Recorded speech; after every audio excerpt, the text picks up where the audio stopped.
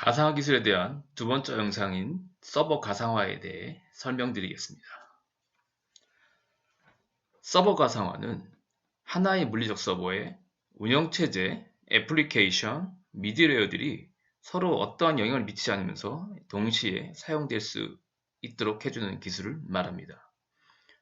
서버 가상화 초기에는 가상 메모리, 가상 I/O, 에뮬레이션 등이 주로 사용되었지만 현재는 애플리케이션, 서브 시스템의 가상화로 발전되어서 다수의 애플리케이션, 서브 시스템 또는 미드웨어 스택들이 하나의 운영체제 아래서 통제를 받으면서 수행할 수 있게끔 발전하였습니다.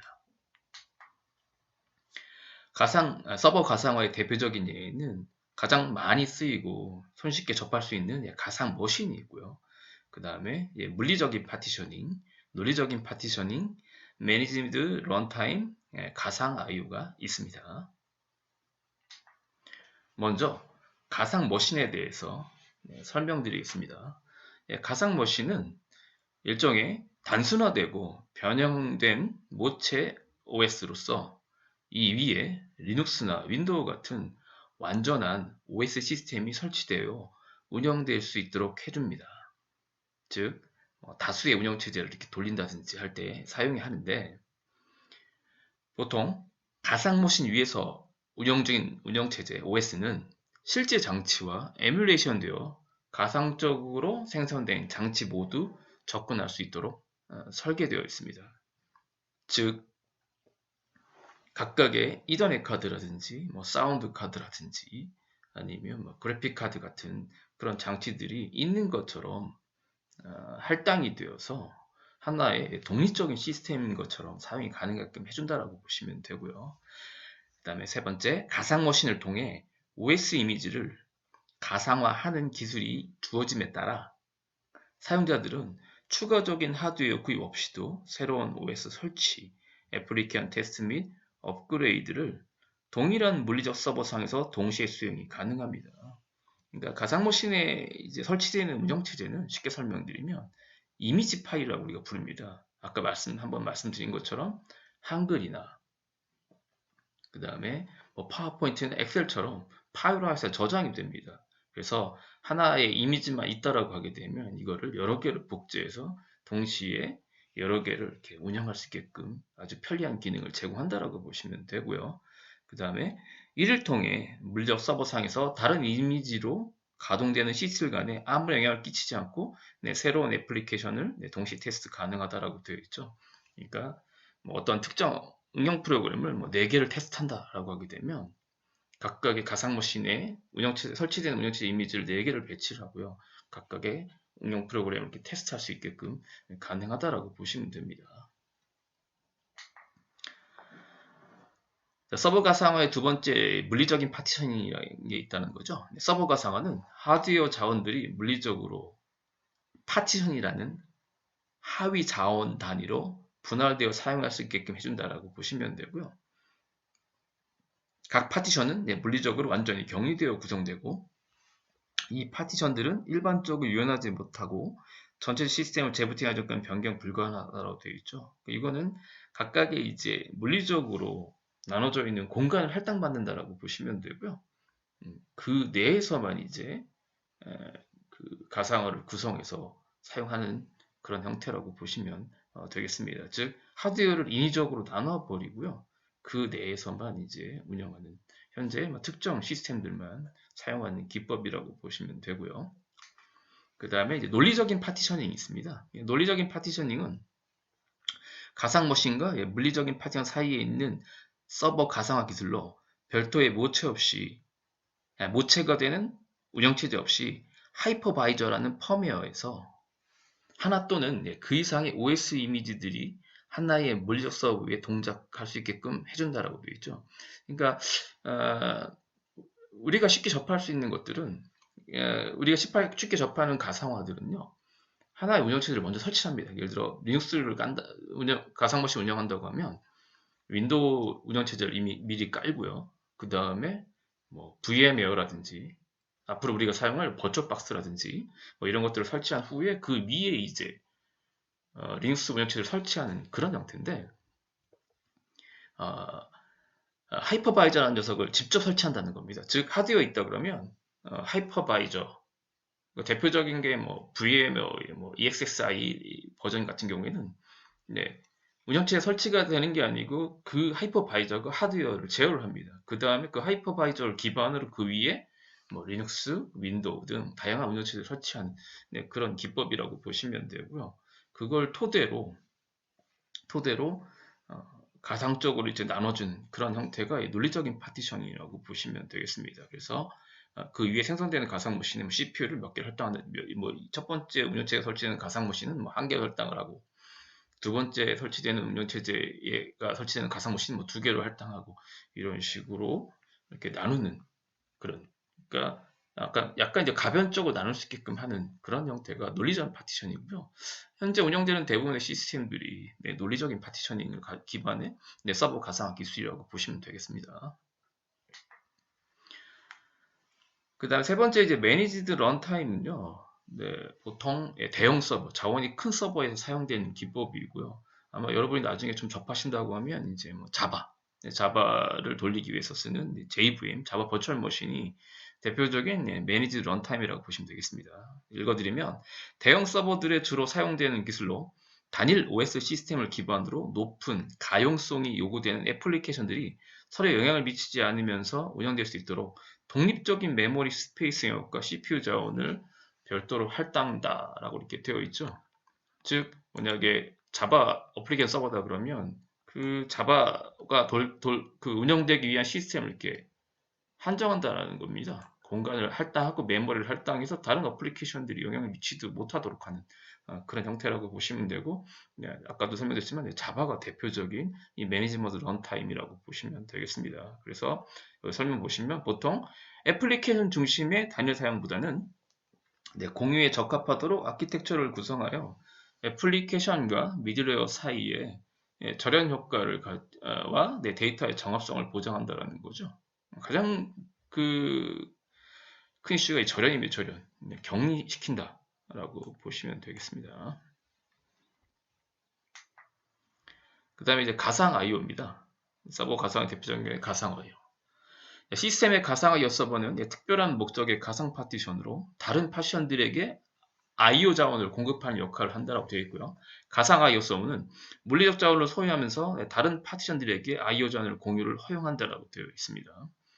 그러니까 대표적인 기능이 이제 가상 이더넷이라고 보시면 되죠. 아까 설명드린 대로 여러 개의 이제 가상 머신을 돌린다라고 하게 되면 여러 개의 이더넷 카드 같은 것들이 필요합니다. 근데 물리적으로는 하나밖에 없는 상태에서도 각각의 가상 머신의 네트워크를 쉽게 말하면 인터넷을 사용하기 위해서 이더넷 카드가 있는 것처럼 이렇게 구성하는 그런 방식이라고 보시면 되고요. 특히 가상화의 장점 중에 하나가 뭐냐면 가상 머신에 설치되는 이더넷 카드라든지 공유 루테들의 여러 가지 다른, 그러니까 물리적으로 아까 설명드린 대로 물리적으로 실제 뭐 A사의 이더넷 카드인데 가상 머신은 뭐 B라든지 B사라든지 C사라든지 A사 이외의 어떤 네트워크 카드인 것처럼도 생성이 가능합니다. 그래서 이런 가상 IO도 대표적인 어떤 서버 가상화의 예라고 보시면 되고요.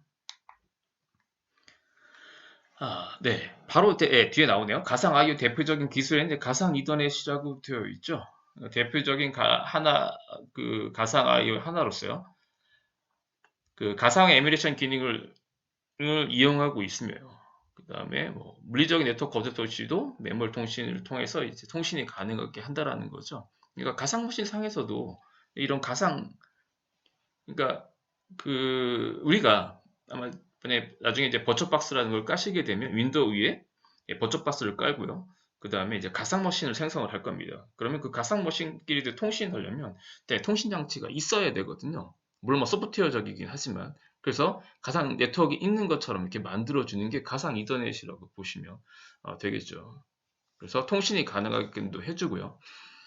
그 다음에 이제 메모리 상에서 메모리 버스를, 물론 이제 이더넷 카드는 없지만 메모리 버스를 통해서 통신이 가능하도록 하고요.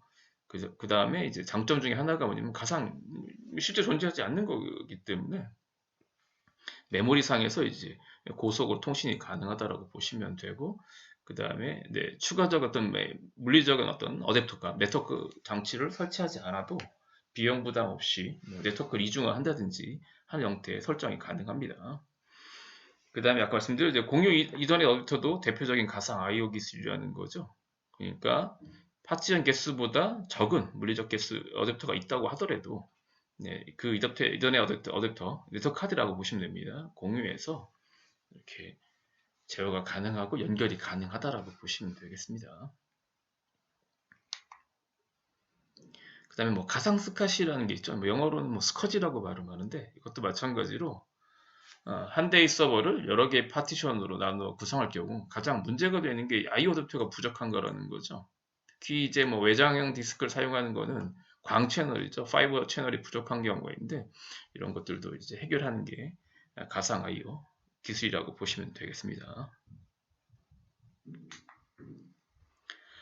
자, 서버 가상화의 분류에 대해서 이제 정리해 보면 다음과 같습니다. 크게 이제 그 주황색으로 보시면 세 가지가 있습니다. 하드웨어 레벨이라는 게 있고요. 그 다음에 OS 레벨이라는 게 있고요. 그 다음에 하이 레벨 랭귀지라고 되어 있죠.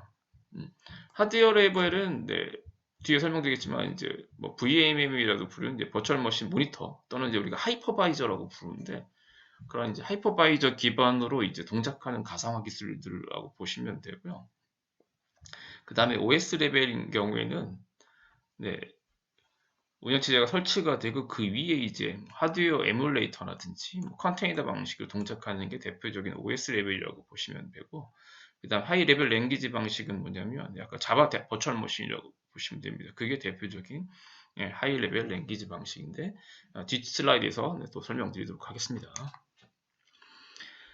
뭐 가장 먼저 이제 제가 만든 문서는 이제 OS 레벨 가상화입니다. OS 레벨 방식은 네, 하나의 CPU에 일단 운영체제 하나가 설치가 됩니다. 그러니까 뭐 윈도우를 설치를 하고요. 그 다음에 가상화 계층 레이어가 생성이 되고 이제 그 위에 그러니까 호스트 운영체제가 메인이 된 운영체제라고 보시면 돼요. 어차피 우리가 대부분 이제 그 윈도우를 주로 사용하기 때문에 하나의 물리적인 시스템에 윈도우를 설치를 하고요. 그 위에 이제 특정 부분에 대해서 뭐 가상화가 필요하다라고 하게 되면 그 가상화 레이어를 구축해서 그걸 이제 가상화로 격리시키는 그런 형태라고 보시면 되고요.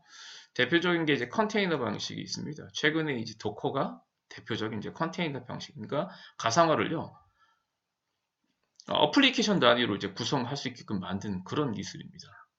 가장 뭐 그 하드웨어 자원을 덜 차지하는 그런 기술이라고 보시면 되고요. 그래서 각각의 어플리케이션 컨테이너 안에 가상 우주 체제라든지 네트워크 프로세서를 따로 할당할 수 있는 그런 방식입니다. 그래서 그게 네, 컨테이너 방식이고요. 그 다음에 이제 하드웨어 에뮬레이트 방식이 있다라고 이렇게 제가 설명을 해놨습니다. 컨테이너는 가상화 계층이 호스트 운영체제 내에 인베디드 형태로 내장됩니다. 그러니까 기존의 윈도우라고 하면 윈도우 시스템에 동작하는 뭐 한글이나 파워포인트 이런 것들은 그대로 이제 사용이 가능한 거고요. 또 그 가상화로 구현되고 있는 어떤 이제 특정한 프로세서만 격리하기 위해서 이제 가상화 컨테이너를 만드는 그런 형식이라고 보시면 되겠습니다. 그래서 이 커널을 공유한다든지 이렇게 가능하고요. 이런 제품군에는 이제 뭐 이런 그 오픈 VZ라든지 패러럴스의 버트오조 뭐 이런 것들이 있다고 보시면 되고 최근에 이제 도커 뭐 이런 계열들이 컨테이너 방식이다라고 보시면 되고요.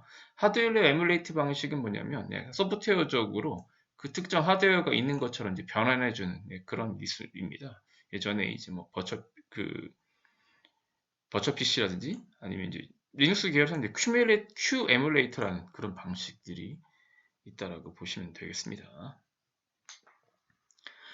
그래서 운영체제 레벨하고 우리가 일반적으로 쓰는 어떤 이제 그 방식을 비교해 보면 이 컨테이너 방식이 있고요. 그 다음에 이제 하드웨어 에뮬레이터 방식. 이게 기본적으로 쓰는 버추얼 박스라든지 아니면 이제 VM웨어 방식이라고 보시면 되는데 먼저 그 부분이 익숙하실 테니까 그 CPU라든지 X86 아키텍처 있다 그러면 이제 윈도우를 먼저 설치합니다. 그냥 호스트가 주인이라는 뜻이지 않습니까? 네, 윈도우 설치를 하고요. 그 다음에 그 위에 이제 그 가상화 계층 컨트롤하는 이제 뭐 하이퍼바이저라든지 그런 형태의 가상화 계층이 있고요. 그 다음에 그 위에 이제 추가적으로 운영체제를 설치를 합니다. 설치를 해요. 그러니까 여기다 뭐 리눅스를 깐다든지, 네, 리눅스를 깐다든지 아니면 뭐 기타 다른 운영체를 써서 그 위에 그 프로그램을, 그러니까 쉽게 말해 리눅스용 프로그램을 돌리는 그런 방식이 네, 하드웨어 에뮬레이터 방식이라고 보시면 되고요. 컨테이너 방식은요, 네, 그냥 하드웨어 있고요. 뭐 윈도우 운영체제 그대로 있고, 네, 가상화 계층이 있고 그 위에다가 이제 각각의 애플리케이션 단위로 묶어서 동작시키는 그런 방법이라고 보시면 돼요. 그래서 각각의 운영체제, 뭐 리눅스, 미닉스를 별도로 까는 것보다는 리소스, 하드웨어 리소스에 덜 차지한다라고 보시면 되겠습니다. 그 다음에 이제 하이레벨 언어라고 되어 있죠. 하이레벨 언어. 하이레벨 언어는 특정, 여기 보시면 이제 특정 프로그램 언어를 이용하기에 구현하는 방식이라고 보시면 되고, 대표적인 게 이제 자바가 있다라고 보시면 됩니다. 그래서 이 자바가 큰 인기를 끌 수 있었던 그것 중에 하나가 뭐냐면, 보통 우리가 아키텍처, 밑에 시스템이라고 보시면 이제 아키텍처에 독립적이다라는 거죠. 그러니까 프로그램 언어 중에 뭐 예를 들어 C 언어다라고 하게 되면, C 언어는요, 이 C 언어로 참 프로그램 소스 같은 경우에는 윈도우에 돌릴 때랑 뭐 리눅스에 돌릴 때랑 유닉스에 돌릴 때랑 조금씩 다릅니다. 그러다 보니까 아키텍처가 뭐냐에 따라, 그러니까 쉽게 말씀드리면 운영체제가 뭐냐에 따라 아니면 CPU가 뭐냐에 따라 수정해야 될 부분이 있다라는 거죠. 자, 근데 이제 자바 같은 경우 현재 보편화되고 가장 이제 살아남을 수 있었던 계기 중에 하나가 뭐냐면 BT 하드웨어랑 CPU에 영향을 받지 않는다라는 거죠. 그러니까 자바 애플리케이션 돌아가기 위해서 그냥 JVM만 설치가 되어 있는 시스템이라고 하면 기존의 소스 코드를 수정하지 않아도 이렇게 동작시킬 수 있는 그런 장점이 있었습니다. 그래서 이런 것들을 이제 하이레벨 언어 가상화라고 부른다라고 보시면 되죠. 특히 하드웨어에 독립적이고요. 그 다음에 이익성이 뛰어난 가상 머신을 생성한다라고 되어 있죠. 특히 특정 어플리케이션에 대한 어떤 독립적인 환경을 구성할 때 최적이라는 거죠. 그러니까 개발자는 개발만 해두면 나머지 요 부분에 JVM만 설치를 하게 되면 어떠한 장치라든지 어떠한 운영체제도 별도의 수정 없이 운영할 수 있는 그런 장점들이 있죠. 또 말씀드리지만 자바가 이제 가장 우리나라에서 인기를 끌 수 있었는 계기 중에 하나는 특징 중에 하나가 이제 이런 그 JVM을 통해서 소스 코드를 수정할 필요가 없었다라고 보시면 되겠습니다. 그 다음에 이제 가장 많이 사용되는 게 이제 뭐 하드웨어 레벨 가상화라고 부른다라고 보시면 되죠. 그래서 가상화를 제공하는 그 가상화 계층이요, 물리적인 하드웨어 또는 이제 그러니까 물리적인 하드웨어 직접 이제 그 하이퍼바이저가 컨트롤하는 경우도 있고, 아니면 운영체를 한번 설치를 합니다. 운영체를 한번 설치를 해요. 그러니까 물리적인 하드웨어는 아까 말씀드린 뭐 VMware EXI 같은 버전은 그러니까 운영체제를 까는 게 아니고 EXSI라는 걸 설치를 합니다. 물론 그게 대부분 이제 링스 커널로 되어 있긴 한데, 그러면 그 EXSI의 기본적으로 하이퍼바이저가 하드웨어를 제어를 하고요. 그 위에 다양한 운영체제를 설치할 수 있는 그런 방식이 있고요. 그 다음에 운영체제 한번 깝니다. 그러니까 윈도우를 깔고 다시 그 위에 이제 프로그램을 설치를 해서 다시 가상 머신을 생성한 후에 그 추가적인 이제 VM의 운영체를 성취하는 그런 방법이 있습니다. 그래서 두 가지 방법이 있다라는 거고요. 어쨌든 중간에 이제 그런 걸 모니터링하는 가상 계층 내에 중 모니터링하는 이제 VM의 버추얼 머신 모니터라든지 우리가 흔히 얘기하는 이제 하이퍼바이저라는 것들이 사용하는 방식이라고 보시면 되고요. 그래서 이 VM이 물리적인 하드웨어 위에 가상 머신 하드웨어를 매핑시킨다라는 거죠. 그러니까 우리가 아까 했었던 메인이 되는 게 호스트 운영 체제라고 부르고요. 게스트가 손님이라는 뜻이지 않습니까? 그래서 그 가상 머신 위에 설치되는 운영 체제를 게스트 운영 체제라는 거예요. 이렇게 말씀드리면 윈도우가 있고요. 그다음에 가상 머신을 생성을 했어요. 그 위에 리눅스를 설치했다라고 하면 윈도우가 호스트 운영 체제가 되는 거고요. 그 다음에 가상 머신 위에 설치되는 운영 체제가 게스트 운영 체제가 됩니다. 이런 것들을 적절하게 이제 만약에 그 가상 머신에 위에 설치되어 있는 리눅스가 뭐 특정 하드웨어를 써야겠다라고 하게 되면 이런 것들을 다 컨트롤하고 제어하는 게 VM웨어, 뭐 하이퍼바이저라고 부르시면 되고요. 이것도 이 VM웨어 구성된 위치에다가 따라 뭐 베어메탈 하이퍼바이저, 보통 우리가 전가상화라고 부르고요. 그 다음에 파라버추얼라이제이션, 뭐 버추얼라이제이션이라고 부르고, 영국식은 뭐 버추얼라이제이션이라고 하고요, 미국식은 뭐 버추얼라이제이션이라고 하는데, 네, 편안하게 발음하셔도 상관은 없겠습니다. 그래서 뭐 반가상화라는 게 있고, 그 다음에 호스트 기반 가상화 세 가지로 나눕니다. 자, 하드웨어 레벨을 이제 그림으로 보면 이렇다라는 거죠. 전가상화는 아까 말씀드린 대로 X86 하드웨어가 있다라고 하기 때문에 하이퍼바이저를 바로 얹어버립니다.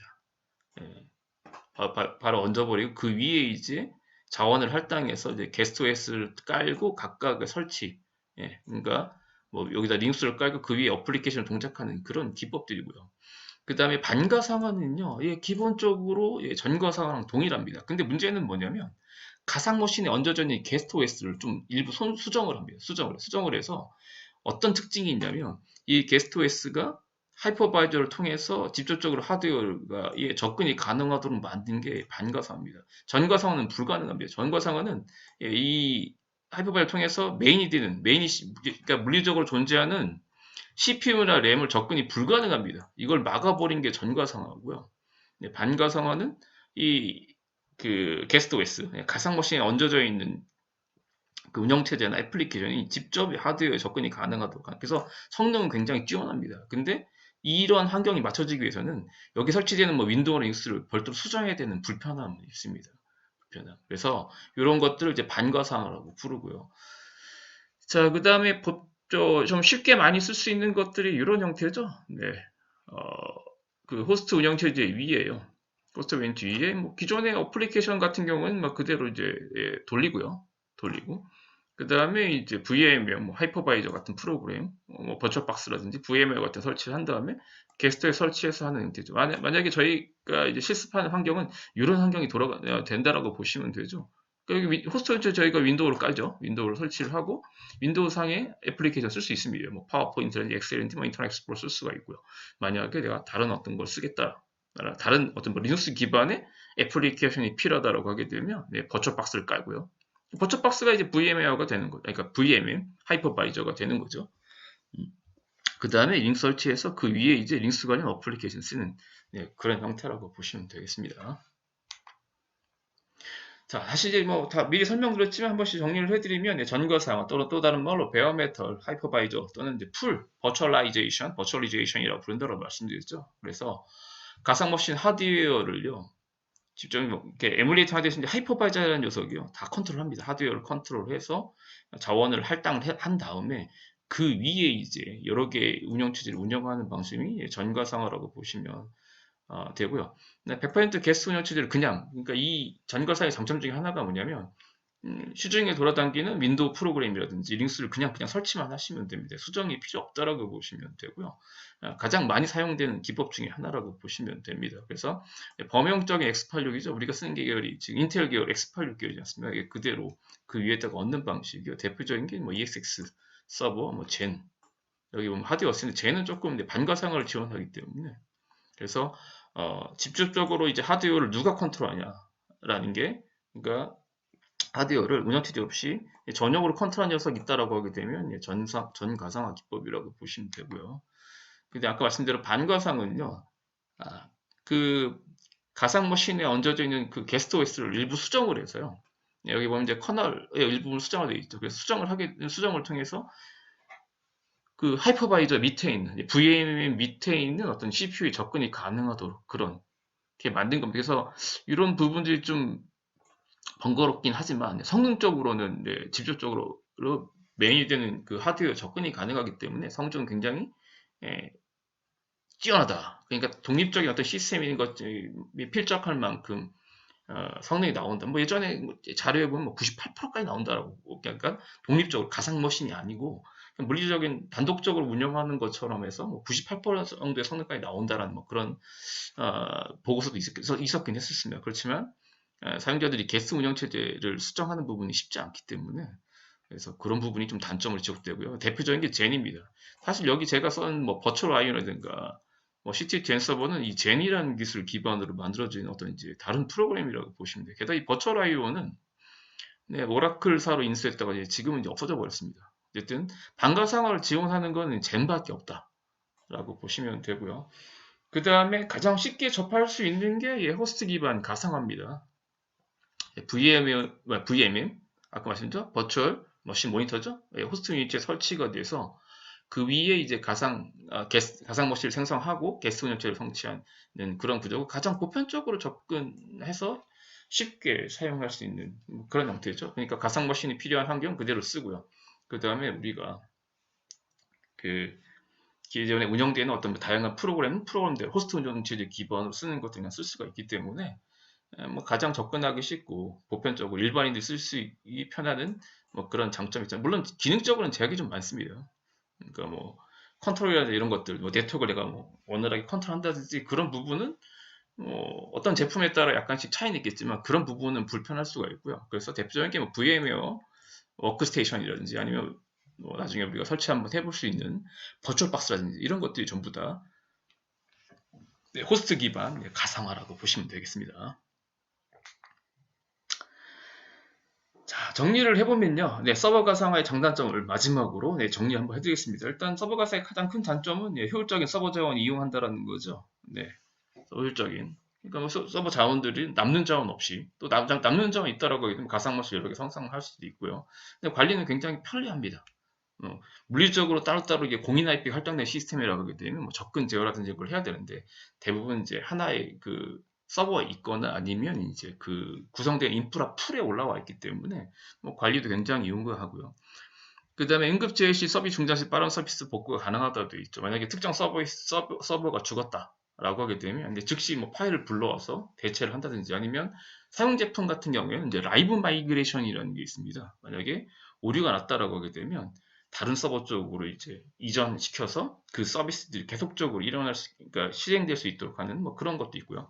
그다음에 트래픽 증가한다든지 아니면 리소스 요구가 많다라고 하게 되면 실시간으로 이제 뭐 CPU를 더 할당해 준다든지 아니면 메모리 할당, 디스크 할당 이런 것들이 가능하고요. 그 다음에 데이터 및 서비스 가용성이 증가된다는 거죠. 가용성은 사용자들이 요청을 했을 때 이제 즉시 이제 그걸 제공해주는 그런 서비스를 가용성이라고 부르죠. 뭐 오류 없이 제공한다는 게 가용성인데 뭐 당연히 높아지고 그다음에 보안도 역시 특정한 풀에 의해서 관리가 되기 때문에 증가되고요.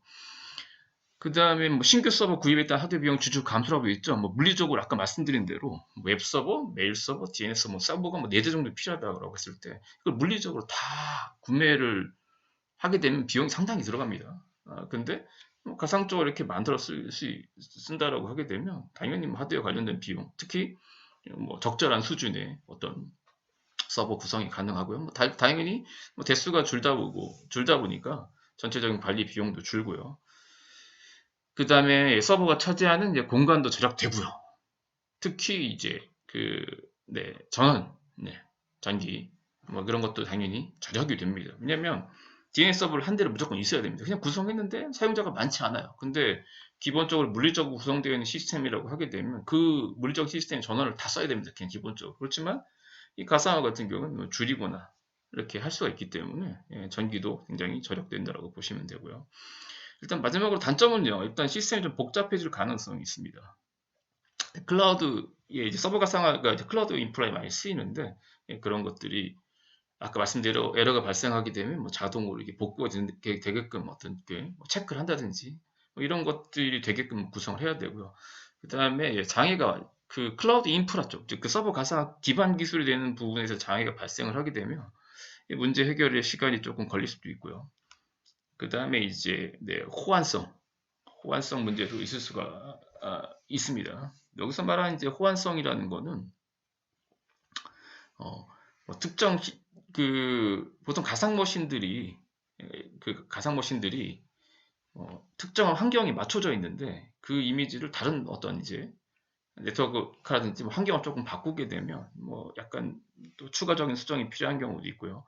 그 다음에 확장성이라는 단점이 들어간 이 확장성은요, 인프라에 대한 확장성입니다. 그러니까 기본적으로 서버 가상 인프라를 구현된 그 내에서는 확장이 손쉽습니다. 가상 머신을 확장하는 건 쉬운데 그 서버 가상 환경을 확장하겠다. 그러니까 쉽게 말하면 클라우드 플랫폼을 구축했는데 그걸 확장하겠다 그러면 그거는 조금 이제 시일이 걸 수가 있고요.